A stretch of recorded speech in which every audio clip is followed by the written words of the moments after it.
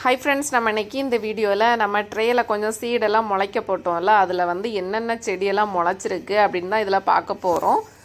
So நான் வந்து இப்போ ட்ரேயை வந்து அன்னைக்கு ஏதோ ஒரு ஆங்கிளில் வச்சு இது இந்த சீடெல்லாம் இந்த வரிசையில் நட்டுருக்குறேன் அப்படின்ட்டு சொல்லியிருந்தேன். ஸோ இப்போ என்னென்ன சீடு முளைச்சிருக்குன்னு எனக்கே தெரியலை. இந்த ஃபஸ்ட்டு நல்லா வளர்ந்துருக்குதுல்ல, அது வந்து நமக்கு இந்த கொத்தவரைக்காய் கோழி அவரைக்காய் இருக்குல்ல, அதுதான்.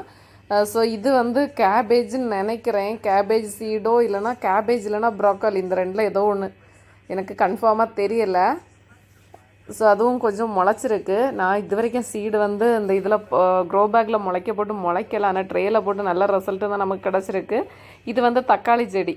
ஏன்னா தக்காளி செடி ஆல்ரெடி முளைக்க போட்டனால எனக்கு வந்து அதுக்கு இதை வச்சு கண்டுபிடிச்சிட்டேன் தக்காளி அப்படின்ட்டு.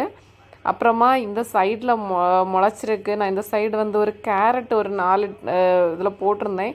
ஸோ இது கேரட் தான் அப்படின்னு நினைக்கிறேன். ஆனால் கேரட் வந்து முளைக்கும் போது கொஞ்சம் புல் மாதிரி இருக்கும். ஸோ இது அப்படியும் இல்லை, கன்ஃபார்மாக தெரியலை. இந்த சீடு வந்து ப்ரோக்கோலி அப்படின்னு நினைக்கிறேன்.